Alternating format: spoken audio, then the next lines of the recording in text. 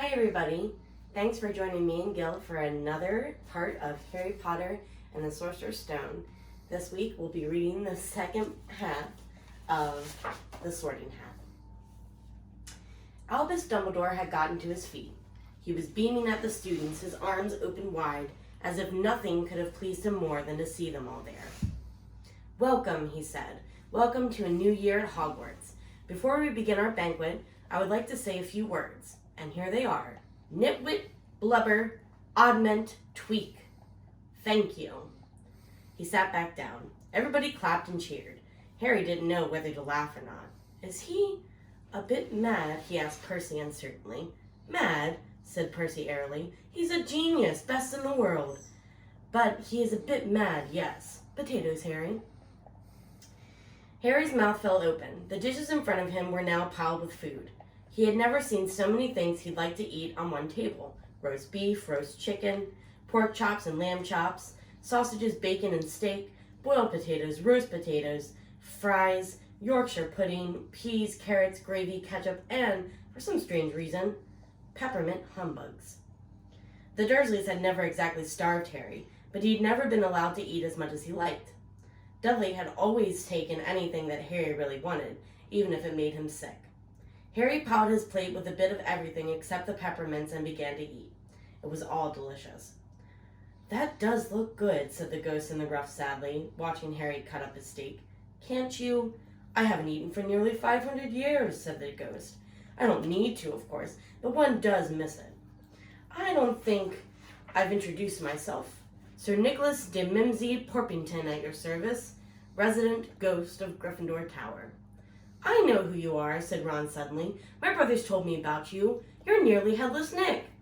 "I would prefer you to call me Sir Nicholas de Mimsy," the ghost began stiffly, but sandy-haired Seamus Finnegan interrupted. "Nearly headless? How can you be nearly headless?" Sir Nicholas looked extremely miffed, as if their little chat wasn't going all the way he wanted. "Like this," he said irritably. He seized his left ear and pulled. His whole head swung off his neck and fell into his shoulder as if it was on a hinge. Someone had obviously tried to behead him, but not done it properly. "Come here, Gil-Gil. Come here." Looking pleased at the stunned looks on their faces, nearly headless Nick flipped his head back onto his neck, coughed, and said, "So, new Gryffindors, I hope you're going to help us with the house championship this year. Gryffindors have never gone on so long without winning. Slytherins have got the cup 6 years in a row. The Bloody Baron's becoming almost unbearable." He's the Slytherin ghost. Harry looked over at the Slytherin table and saw a horrible ghost sitting there, with blank staring eyes, a gaunt face, and robes stained with silver blood. He was right next to Malfoy, who, Harry was pleased to see, didn't look too pleased with the seating arrangements. "How did he get covered in blood?" asked Seamus with great interest. "I've never asked," said nearly headless Nick delicately. When everyone had eaten as much as they could, the remains of the food faded from the plates, leaving them sparkling clean as before. A moment later, the desserts appeared. Blocks of ice cream in every flavor you could think of, apple pies, treacle tarts, chocolate eclairs, jam donuts, trifle, strawberries, jello, rice pudding. As Harry helped himself to a treacle tart, the talk turned to their families. "I'm half and half," said Seamus. "Me dad's a muggle. Mum didn't tell him she was a witch until after they married. Bit of a nasty shock for him." The others laughed. "What about you, Neville?" said Ron. "Well, my gran brought me up, and she's a witch," said Neville. "But the family thought I was all muggle for ages. My great-uncle Algy kept trying to catch me off my guard and force some magic out of me. He pushed me off the end of a Blackpool pier once. I nearly drowned. But nothing happened until I was 8. Great-uncle Algy came around for dinner, and he was hanging me out of an upstairs window by the ankles when Great-aunt Enid offered him a meringue and accidentally let go. But I bounced all the way down to the garden and into the road. They were really all pleased. Gran was crying. She was so happy. And you should have seen their faces when I got in here. They thought I might not be magic enough for me to come, see. Great-uncle Algy was so pleased he bought me my toad." On Harry's other side, Percy, Weasley, and Hermione were talking about lessons. "I do hope they start right away. There's so much to learn. I'm particularly interested in transfiguration, turning something into something else, of course. It's supposed to be very difficult. You'll be starting small, just matches and needles and that sort of thing." Harry, who was starting to feel warm and sleepy, looked up at the high table again. Hagrid was drinking deeply from his goblet. Professor McGonagall was talking to Professor Dumbledore. Professor Quirrell, in his absurd turban, was talking to a teacher with greasy black hair, a hooked nose, and sallow skin. It happened very suddenly. The hook-nosed teacher looked past Quirrell's turban straight into Harry's eyes, and a sharp, hot pain shot across the scar on Harry's forehead. "Ouch!" Harry clapped a hand to his head. "What is it?" asked Percy. "Nothing." The pain had gone as quickly as it had come. Harder to shake off was the feeling that Harry had gotten from the teacher's look, a feeling that he didn't like Harry at all. "Who's the teacher talking to Professor Quirrell?" he asked Percy. "Oh, you know Quirrell already, do you? No wonder he's looking so nervous. That's Professor Snape. He teaches potions, but he doesn't want to. Everyone knows he's after Quirrell's job. Know an awful lot about the dark arts, Snape." Harry watched Snape for a while, but Snape didn't look at him again. At last the desserts disappeared, and Professor Dumbledore got to his feet again. The hall fell silent. "Ahem. Just a few more words now that you are all fed and watered. I have a few start-of-term notices to give you. First year should note that the force on the grounds is forbidden to all pupils, and a few of our older students would do well to remember that as well." Dumbledore's twinkling eyes flashed in the direction of the Weasley twins. "I have also been asked by Mr. Filch, the caretaker, to remind you all that no magic should be used between classes in the corridors. Quidditch trials will be held in the second week of term. Anyone interested in playing for the house team should contact Madam Hooch. And finally, I must tell you that this year, the third floor corridor on the right-hand side is out of bounds to everyone who does not wish to die a very painful death." Harry laughed, but he was one of the few who did. "He's not serious," he muttered to Percy. "Must be," said Percy, frowning at Dumbledore. "It's odd, because he usually gives us a reason why we're not allowed to go somewhere. The forest is full of dangerous beasts, everyone knows that. I do think he might have told us prefix, at least." "And now, before we go to bed, let us sing the school song," cried Dumbledore. Harry noticed that the other teacher's smiles had become rather fixed.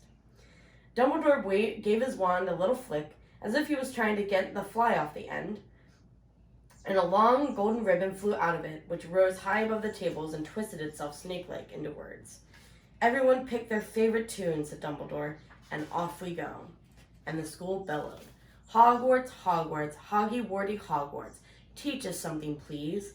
Whether we be old and bald or young with scabby knees, our heads could do with filling with some interesting stuff, for now they're bare and full of air, dead flies and bits of fluff. So teach us things worth knowing, bring back what we forgot. Just do your best, we'll do the rest, and learn until our brains rot." Everybody finished the song at different times. At last, only the Weasley twins were left singing along to a very slow funeral march. Dumbledore conducted their last few lines with his wand. Then they had finished. He was one of the ones who clapped the loudest. "Ah, music," he said, wiping his eyes. "A magic beyond all we do here. And now bedtime. Off you trot." The Gryffindor first years followed Percy through the chattering crowds, out of the great hall and up the marble staircase. Harry's legs were like lead again, but only because he was so tired and full of food.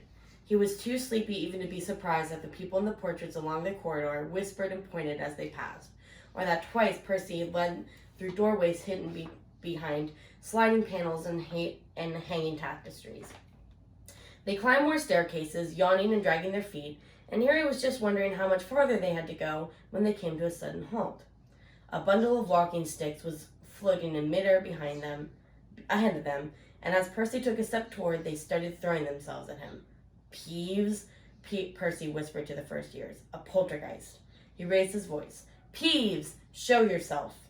A loud, rude sound, like air being let out of a balloon, answered. "Do you want me to go to the Bloody Baron?" There was a pop, and a little man with wicked dark eyes and a wide mouth appeared, floating cross-legged in the air, clutching the walking sticks. "Ooh," he said with an evil cackle. "Ickle firsties, what fun!" He swooped suddenly at them. They all ducked. "Go away, Peeves, or the Baron will hear about this. I mean it," barked Percy. Peeves stuck out his tongue and vanished, dropping the walking sticks on Neville's head. They heard him zooming away, rattling coats of armor as he passed. "You want to watch out for Peeves," said Percy as they set off again. "The Bloody Baron's the only one who can control him, and he won't listen to us prefix. Here we are. At the end of the corridor hung a portrait of a very fat woman in a pink silk dress. Password, she said. Caput Draconis, said Percy, and the portrait swung forward to reveal a round hole in the wall. They all scrambled through it. Neville needed a leg up, and found themselves in the Gryffindor common room, a cozy round room full of squashy armchairs. Percy directed the girls through one door to their dormitory, and the boys through another. At the top of a spiral staircase, they were obviously in one of the towers, they found their beds at last. Four posters hung with deep red velvet curtains. The trunks had already been brought up. Too tired to talk much, they pulled on their pajamas and fell into bed. Great food, isn't it? Ron muttered to Harry through the hangings. Get off, Scabbers. He's chewing my sheets. Harry was going to ask Ron if he had had any of the treacle tart, but he fell asleep almost at once.